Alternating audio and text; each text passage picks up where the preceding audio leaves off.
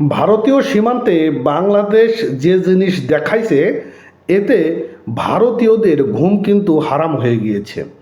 বন্ধুরা, আজকের খুবই গুরুত্বপূর্ণ একটা নিউজ আমি আপনাদের মাঝে শেয়ার করব। নাঈম আলী ভাইয়ের একটি ভিডিও, চলুন আমরা দেখে আসি। আর নতুন হলে পেজটি ফলো করবেন আর চ্যানেলটি সাবস্ক্রাইব করবেন। সীমান্তে আসলে কি ঘটছে? হ্যাঁ, সেটাই তো। ভারতীয় মিডিয়াকে বিশ্বাস করব নাকি আমাদের দেশের গণমাধ্যমকে? আচ্ছা, তবে আপনার সিস্টেম বলছে আর কি, সিস্টেম বলতে যেটা বোঝাচ্ছি, যখন এই ধরনের ঘটনা ঘটে হ্যাঁ, আর বিষয়টা যদি গোপনীয় হয় তখন ওই দেশের মিডিয়া বিষয়টাকে হাইড করে। আচ্ছা। তবে আমি মনে করি ভারতীয় মিডিয়ার এই দাবিটা যদি সত্যি হয়ে থাকে দেন আমি খুব খুশি হব, কারণ আমাদের কাছে যে এমন জিনিস আছে মারি আমরা জানতামই না। সবিতা বৌদি নজরে পড়ছে প্রথমে। আচ্ছা। তো সকালবেলা গেছিল জঙ্গলের মধ্যে, আমাকে কেন কয় এখনো টয়লেট করা হয় নাই, তো তোমার দাদা বলছে মারি জঙ্গলে কামড়া ছেড়ে আসো।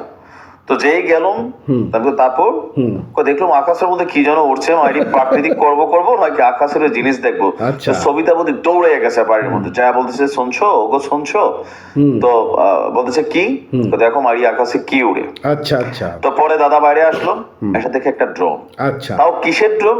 তুরস্কের সেই ড্রোন, আচ্ছা। যে ড্রোন দিয়া ইতিহাস তৈরি করছে অনেক যুদ্ধ। দর্শক, বাংলাদেশ নিয়ে চাঞ্চল্যকর অভিযোগ হচ্ছে ভারতের, আচ্ছা। যে সীমান্তে আমরা আধুনিক যুদ্ধ কৌশলের অন্যতম একটা যুদ্ধাস্ত্র তুর্কি বাইরাক্তার TB2 আচ্ছা আচ্ছা। এই নামক একটা অত্যাধুনিক প্রযুক্তির ড্রোন আমরা ভারতের সীমান্তে উড়াচ্ছি। আচ্ছা। ভারতের ম্যাক্সিমাম গণমাধ্যম, যাদেরকে বলা হয়ে থাকে গুজব মিডিয়া, আচ্ছা, তবে আজকে আমরা বিশ্বাস করতে চাই ভারতের এই খবরটা সত্য, বাট আমাদের বাংলাদেশ থেকে অলরেডি একটা কাউন্টার নিউজ চলে আসছে। আচ্ছা, ঘটনা হচ্ছে বাইরাক্টার TB2 ড্রোন ভারত সীমান্তে মোতায়েন করেছে বাংলাদেশ, যার উদ্দেশ্য নিয়ে ইতিমধ্যে জোর চর্চা শুরু হয়েছে। দর্শক, আমরা যদি দেখি এটা সম্পর্কে ভারতীয় মিডিয়া প্রথমে হচ্ছে কি আপনার বাইরাক্টার TB2 এর টোটালি একটা পোস্টমর্টম রিপোর্ট আনছে আর কি, মানে এটা দিয়ে কি করা যায়। আর্মেনিয়া এবং আজারবাইজানের মধ্যে একটা যুদ্ধ হয়েছিল, যারা আবার নিয়মিত যুদ্ধ মানে নিউজগুলো দেখেন নিশ্চয়ই আপনাদের খেয়াল থাকার কথা। তো যা ইতিহাসে নাগার্নো কারাবাখ যুদ্ধ নামে পরিচিত। আর্মেনিয়ার হাতে সেই আমলে ছিল রুশ T-20 ট্যাঙ্ক, ক্ষেপণাস্ত্র এবং রকেট। তা সত্ত্বেও আজারবাইজানের হাতে ছিল তুর্কির এই বাইরাক্টার TB2 ড্রোন, যা দিয়ে আপনার শত্রুপক্ষকে ছিন্ন ভিন্ন করেছিল সেই যুদ্ধে। আর সেই দুর্ধর্ষ চালকবিহীন ড্রোনে বাংলাদেশ মোতায়েন করেছে ভারত সীমান্তে। সন্দেহ দেখা দিয়েছে যে বাংলাদেশ কি ভারত দখল করতে চায়। ভারতীয় মিডিয়ার নিউজের সিস্টেম দেখছেন, মানে বুঝছে না রিপোর্টার মনে নতুন। তো বলছে যে নয়াদিল্লির সঙ্গে সংঘাতের মধ্যে বাংলাদেশ এখন ভারতের বিরুদ্ধে বিপজ্জনক খেলা শুরু করেছে। তুরস্ক থেকে কেনা এই ড্রোন সীমান্তে মোতায়েন করছে। তুরস্কের এই গুপ্তচর ড্রোন নজর রাখছে ভারতীয় সীমান্তে। আর এতে মাইরি বিপদে পড়েছে সবিতা বৌদিরা, আমাকে অনেক বৌদিরা যারা প্রাকৃতিক কর্ম ওই জঙ্গলে শেষ করার জন্য যায়। আচ্ছা, বাংলাদেশের এই পদক্ষেপের পর ভারত সতর্ক হয়ে সীমান্তে নজরদারি বাড়িয়েছে। যদিও ভারতের মিডিয়ার একটা তথ্য কিন্তু সত্য, যদিও আমাদের দেশের মিডিয়া আবার এটা প্রচার করছে না, যে 35,000 সোলজার্স, 35,000 ভারতীয় সেনা তারা অতিরিক্ত মোতায়েন করছে বাংলাদেশের সাথে যে সীমান্তবর্তী বিভিন্ন গুরুত্বপূর্ণ পয়েন্ট গুলো। যদিও আমাদের মিডিয়া কিন্তু এটা নিয়ে নিউজ করে নাই। আমরা দেখছি আমাদের মিডিয়া বলছে যে সীমান্তে BSF এর উপস্থিতি বাড়িয়েছে আপনার কি বলা হয় যে ভারতের। এখন ইন্ডিয়া টুডের মতন একটা নামি দামি বা ইন্টারন্যাশনালি যাদের একটা প্রথিত যশা সংবাদপত্রই বলা হয়, তারা বলছে যে সেনাবাহিনীর সীমান্তের কাছে বাইরাক্টার TB2 ড্রোন মোতায়েনের খবর নিশ্চিত করছে। মানে ভারতীয় সেনারা বলছে যে ইয়েস, বাংলাদেশ ডিড ইট। তুরস্কের TB2 ড্রোন গুপ্তচর বৃত্তির পাশাপাশি ছোটখাটো অভিযানও চালাতে সক্ষম। এই ড্রোনগুলি বাংলাদেশ সেনাবাহিনী গোয়েন্দা, নজরদারি এবং চর বৃত্তির জন্য পরিচালনা করে। ভারতের একেবারে কানের পাশে এই ধরনের উন্নত ড্রোন মোতায়েন করার কৌশলগত গুরুত্বকেও হালকা ভাবে নিচ্ছে না নয়াদিল্লি। ভারতীয় নিরাপত্তা সংস্থাগুলো বাংলাদেশকে আপনার TB2 ড্রোন মোতায়েনের বিষয়ে সতর্ক করেছে এবং সর্বশেষ পরিস্থিতির দিকে নজর রাখছে। ভারতীয় বাহিনী পাল্টা হিসাবে ইসরায়েল থেকে কেনা হেরুন টিপির মতো ড্রোন মোতায়েন করার কথা বিবেচনা করছে। এর পাশাপাশি বাংলাদেশি ড্রোন রোধী বিরোধী অভিযান, মানে ড্রোন দেখলে সেটাকে আকাশে পারাস করে দেবে, তো এরকম অভিযান জোরদার করারও বিকল্প ভাবছে।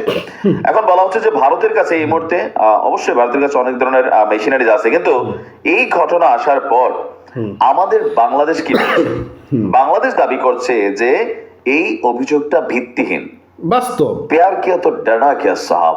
হ্যাঁ, মানে আমি বুঝি না, বাংলাদেশ যদি অরিজিনালি মোতায়েন করা থাকে তো বলো, বাড়ি বাঙালি খুশি হবে। যদি পয়সার সংকটে আমরা বিদেশ থেকে আরো কিছু পড়াবো। এখন আমাদের বাংলাদেশ থেকে বিষয়টাকে গুজব, এবং কি আমাদের প্রধান উপদেষ্টার যে প্রেস উইং আছে সেখান থেকে বলা হয়েছে যে বিষয়টা নিয়ে গুজব, বাংলাদেশ এরকম করায় নাই। যাও একটু মন টন ভালো হইতে নিছিল, তো বাংলাদেশের এই কাউন্টার নিউজ দেখা মনটাই খারাপ হয়ে গেল। তবে আমার ধারণা আর কি, আমি চাই আমার ধারণা সত্যি হোক, মাঝে মাঝে মুসলিমের বউ হইতে পারে, বুঝছো, সব কথা সামনে কম যে না। হ্যাঁ, তো এরকম হইলেও হইতে পারে যে হয়তো বা ভারতের সাথে যে উত্তেজনাকর পরিস্থিতি গোপনে একটা চুকি দিয়ে চাইতে গেছিল আর কি, যে আসলে কি চলছে সীমান্তের ওই পারে, বাট হয়তো বা ভারতীয় মিডিয়ার নজরে পড়ছে বা সামো সেনাবাহিনীর নজরে পড়ছে, এরপর আমরা হয়তো কোথাও না কোথাও মানে বিষয়টা নিয়ে অস্বীকার করছি। বাট আমার মনে হয় যদি আমাদের কাছে না থাকে, ডক্টর ইউনূসের উচিত এরকম কি বলা হয় যে বাইরেক্টর TB2 ড্রোন, এরপরে যদি কোনো ভার্সন থাকে তুর্কির হাতে কিনেন, আপনি টাকা লাগলে প্রবাসীরা দিবে। টাকা যদি শর্ট হয় বাংলাদেশে, মনে হয় যে এরকম 2,000-5,000 ড্রোন ভারত সীমান্ত উড়ানোর জন্য $2-1 মিলিয়ন দরকার, আমরা দিয়া দেব ইনশাআল্লাহ। খালি আওয়াজ দিবেন, বাট জিনিস চাই, লাগবে। চারিদিকে শত্রু, মিয়ানমার দেখেন টেকনাফের মধ্যে কাঁপায়, হ্যাঁ আমরা কই সমস্যা নাই, ভূমিকম্প প্রতিরোধী বিল্ডিং প্রযুক্তি দিয়ে আমরা বিল্ডিং তৈরি করছি, বাট এগুলো মেরুদণ্ডহীন একটা অবস্থান আমাদের।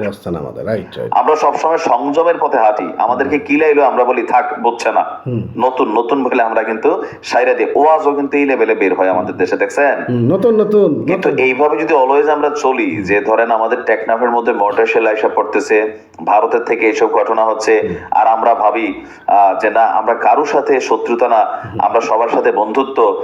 তো আওয়ামী লীগ সরকার তো এটাই করছিল। আবার জামাত দেখেন ক্ষমতায় আসার আগে আওয়াজ দিতেছে না আমরাও কারোর সাথে শত্রুতা না, সবার সাথে মিত্রতা। বিএনপিও একই সুরে গলায় কথা বলে।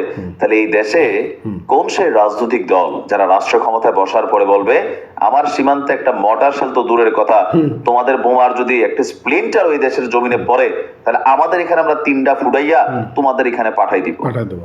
সামটাইমস আই কন্টাক্টে কথা বলা জরুরি। আমরা স্বাধীন সার্বভৌম রাষ্ট্র, আমাদের দেশ থেকে প্রতি বছর যে পরিমাণ টাকা পয়সা লুটপাট হয়, কানাডাতে যে পরিমাণ বেগম পাড়াতে বাড়িঘর তৈরি হয়, এর যদি ধরেন 3/1 একটা সরকার 5 বছর ক্ষমতায় থাকাকালীন এই 53 বছরের ইতিহাস যেটা সাক্ষী দিয়েছে, যেই পরিমাণ লুট করছে বাংলারে, এর 3/1 যদি বাংলাদেশের সামরিক খাতে আসলে ব্যবহৃত হতো, তাহলে মিয়ানমার একটা ফুটানোর পর আমরা 3টা ফুটাইতাম। প্রয়োজনে বিয়া শাদীর ভিতরে ফুটাইতাম, যে সীমান্তে বিয়া শাদী হলে এরকম mortar shell free enjoy, just প্রতিবেশীদেরকে আওয়াজ দাও যে আমরা এখনো সজাগ আছি। আমরা চাই যে ধরেন এরকম একটা অবস্থান বাংলাদেশ সামরিক বাহিনীর হোক। আমরা সবসময় আপোষ না সংগ্রাম রাজপথে ডায়লগ দিয়া সীমান্তে যে আপোষ আস্তে করে বলি, আবার যেন মিডিয়া না শুনে। তো এগুলা থেকে বের হয়ে আসা বাংলাদেশের মেরুদণ্ডটা আরেকটু শক্ত করা দরকার, সামরিক খাতে আরো বিনিয়োগ করা দরকার। আজকের দিনে আপনি উন্নত বিশ্বের দিকে যদি তাকান, রাশিয়ার সামরিক বাজেট দেখছেন $126 বিলিয়ন। মোট রাষ্ট্রীয় বাজেটের 3/1 প্রতিরক্ষা খাতে, যার কারণে পুতিনরা সবাই কেউ আব্বা ডাকে, কেউ পর্দাদা ডাকে, হ্যাঁ কেউ তারে ডন ডাকে, বাট জিনিসটা তো মজার। হ্যাঁ, আমরাও চাই আমাদের দেশে কারোর সাথে আমরা ইচ্ছা করে লাগবো না, বাট আমাদের সামরিক খাতকে শক্তিশালী করা দরকার। ভালো থাকুন, আসসালামু আলাইকুম। আসসালাম। তো যাই হোক, নিউজটি দেখলেন। আসলে যে ঘটনাটি ঘটানো হয়েছে নিউজে, আসলে এটার কোনো সত্যতা নেই। ভারত ওইখান থেকে একের পর এক গুজব ছড়িয়ে যাচ্ছে। তারা বিভিন্ন রকম ভুয়া নিউজগুলো দিয়ে বাংলাদেশের সাথে একটা উত্তেজনা তৈরির এক পারদ তৈরি করছে। এটা ঠিক না। প্রতিবেশী রাষ্ট্র, ডক্টর ইউনূস আসছে সম্পর্ক বজায় রেখে, যেটা না করলে না সেটা করা উচিত। ভালো থাকবেন।